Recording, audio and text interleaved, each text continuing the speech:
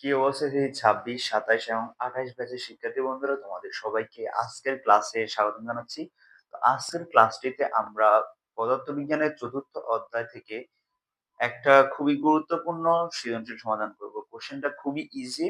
তো তোমরা যাদের হচ্ছে এই সর্বোচ্চ উচ্চতা অর্থাৎ কোন একটা বস্তু ভূমি থেকে উপরের দিকে উঠলে এবং পড়লে সেটার কাজ ক্ষমতা, তারপর হচ্ছে এটার গতিশক্তি নিয়ে যাদের এই ধরনের সমস্যা আছে তারা এই ক্লাসটা দেখতে পারো, এবং ক্লাসটা দেখলে তোমার আজকে এই সমস্যাটা ক্লিয়ার হয়ে যাবে।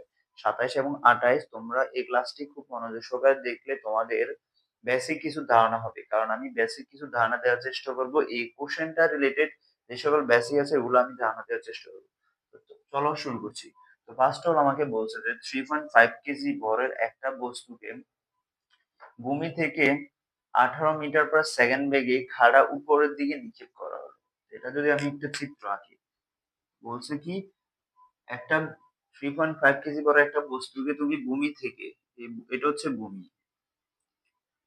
ভূমি থেকে উপরের দিকে খাড়া উপরের দিকে নিক্ষেপ করা হচ্ছে।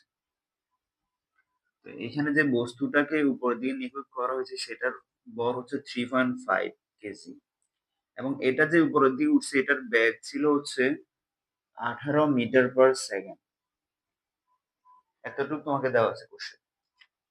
এরপরে উদ্দীপকে বলছে যে উদ্দীপকে বস্তুটি দ্বারা সর্বোচ্চ উচ্চতায় উঠতে কৃতকাজ, অর্থাৎ সর্বোচ্চ উচ্চতায় উঠতে কৃতকাজ নির্ণয় করতে বলছে।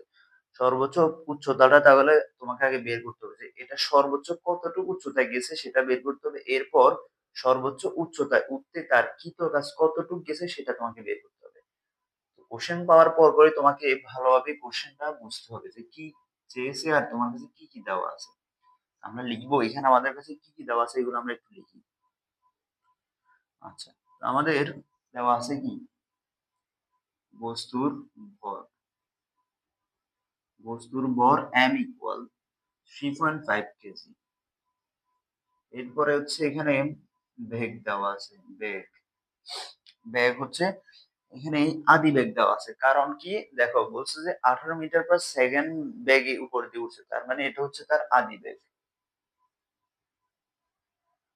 আদি বেগ ইউ সমান হচ্ছে 18 মিটার পার সেকেন্ড, তারপর জি এর মান, জি সমান হচ্ছে 9.8 মিটার পার সেকেন্ড। এখন আমরা এটার জন্য এস এর মানটা বের করবো যে সর্বোচ্চ কতটুকু উচ্চতা উঠছে। এখন আমরা জানি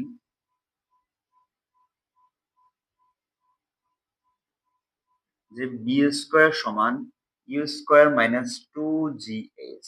আমরা সূত্র শিখছিলাম ইউ স্কোয়ার প্লাস 2 GS। কেন এখানে মাইনাস হলো? যখন কোনো বস্তু ভূমি থেকে উপরের দিকে উঠবে তখন তার সাথে একটা কি অভিকর্ষজ ত্বরণের বাধা থাকে। উপর থেকে নিচে উঠলে সূত্রগুলো অলওয়েজ মাইনাস হবে, আর যদি উপর থেকে নিচ থেকে উপরে গেলে হচ্ছে কি সূত্র মাইনাস, আর যদি উপর থেকে নিচে পড়ে তাহলে সূত্রগুলো হবে কি প্লাস। তো এই কারণে এখানে মাইনাস বসালাম। আমাদের এখানে বি শেষ বেগ কত আমরা সেটা জানি না, ওই অবস্থানে কিন্তু বস্তুটা কি খাড়া যখন উপরে নিক্ষেপ করা হয়েছে ওই অবস্থানের জন্য এখানে সর্বোচ্চ উচ্চতায় কিন্তু বেগ বি হচ্ছে 0। এটা একটু লিখে দিই এখানে, সর্বোচ্চ উচ্চতায়, যখন সর্বোচ্চ উচ্চতায় উঠবে তখন সেখানে কিন্তু বেগ, শেষ বেগের মান কি হবে 0 হয়ে যাবে, কারণ তখন সেটা কি হয়ে যাবে স্থির হয়ে যাবে। তাহলে এখানে বেগের মান 0, তারপর ইউর মান হচ্ছে 18 square minus 2 into 9.8 S, S এর মান আমরা বের করব। তাহলে 2 ইন্টু 9.8 19.6 গুণ এস সমান সমান হচ্ছে 18 স্কয়ার। 18 স্কয়ার করলে এখানে আমরা পাচ্ছি কত 18 স্কয়ার। আচ্ছা 18 স্কয়ার থাকলো, তো সুতরাং এখন এস সমান 18 স্কয়ার ডিভাইডেড বাই 19.6। ঠিক আছে, তো এখান থেকে আবার এস এর মানটা ক্যালকুলেশন করলে আসতেছে হচ্ছে 16.53 মিটার আসতেছে। তাহলে এটা আমরা পেলাম না যে এটা ভূমি থেকে এত মিটার উচ্চতা উঠবে সর্বোচ্চ। এখন আমাদেরকে বলছে সর্বোচ্চ উচ্চতায় উঠতে কৃতকাজ, তাহলে আমরা লিখবো যে সর্বোচ্চ উচ্চতায়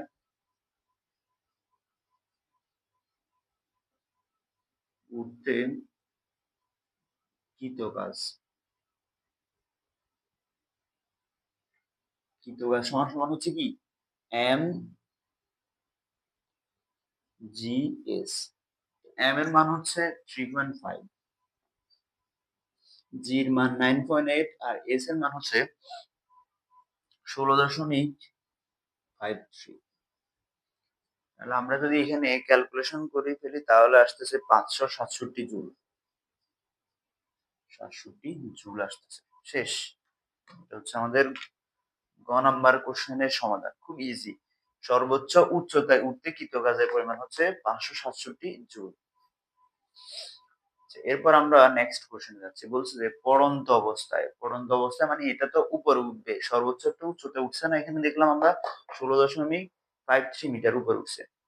ওইখান থেকে বস্তুটা পড়ন্ত অবস্থায় 3 এবং 4 সেকেন্ডে গতিশক্তি, অর্থাৎ পড়ার সময় যখন পড়বে তখন যদি আমরা সময়টা কাউন্ট করি, তৃতীয় সময় অর্থাৎ 3 সেকেন্ডে গতিশক্তি এবং 4 সেকেন্ডের গতিশক্তি বের করে আমাকে পরিবর্তনটা দেখাইতে হবে। জাস্ট গতিশক্তি বের করতে হবে, 3 সেকেন্ড আর 4 সেকেন্ডের গতিশক্তিটা দেখাইতে হবে। আচ্ছা, আমরা আমাদের এই ডাটাগুলো সবগুলো রাখবো, এগুলো এগুলো থাকলে কোনো সমস্যা নেই।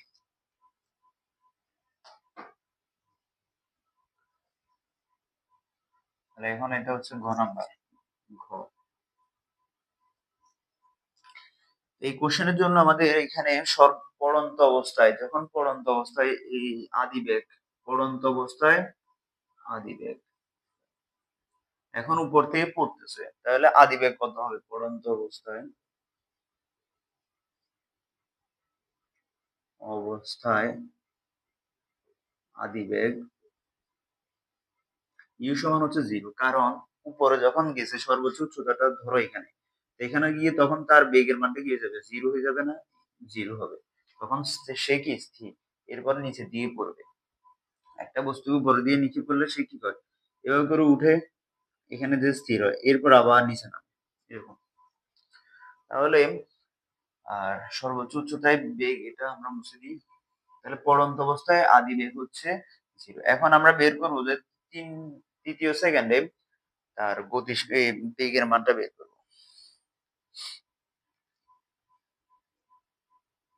তাহলে t1 সমান 3 সেকেন্ডে, 3 সেকেন্ডে বস্তুটির বেগ, বস্তুটির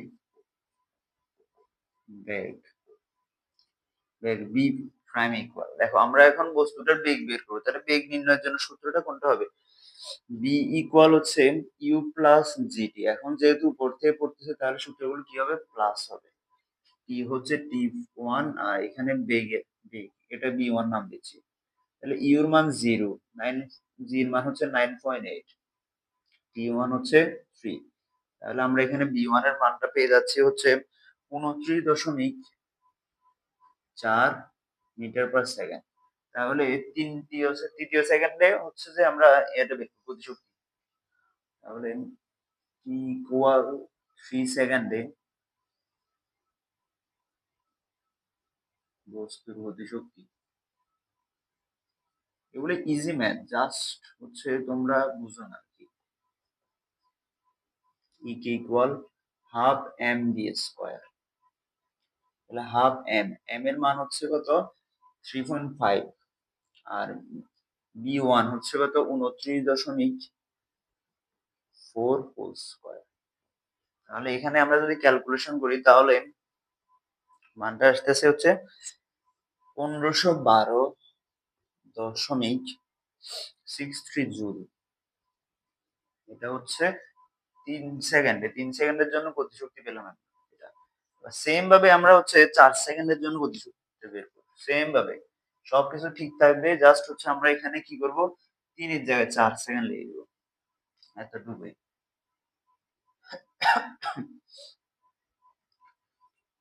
তাহলে এখন t2 সমান 4 সেকেন্ডে বস্তুটির বেগ b2 t2, তাহলে u সমান 0, তারপর g হচ্ছে 9.8, t2 এর মান হচ্ছে 4 সেকেন্ড। তাহলে সমান সমান এখানে এখন b এর মানটা আসতেছে 39.2, আগে আসছিল 29.4, এখন আসছে 39.2 মিটার পার সেকেন্ড।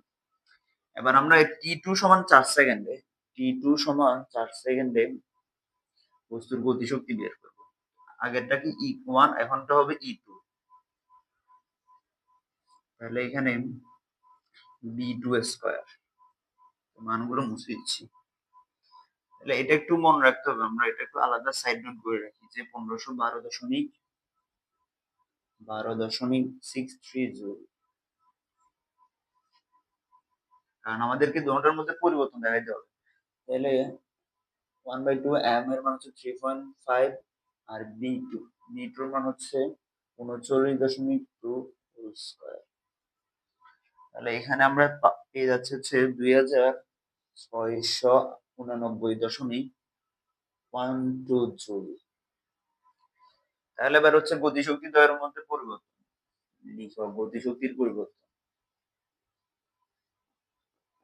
পরিবর্তন সমান সমান, তাহলে 2689.12 মাইনাস হচ্ছে 1512.663 জুল। তাহলে পরিবর্তনটা হচ্ছে কত?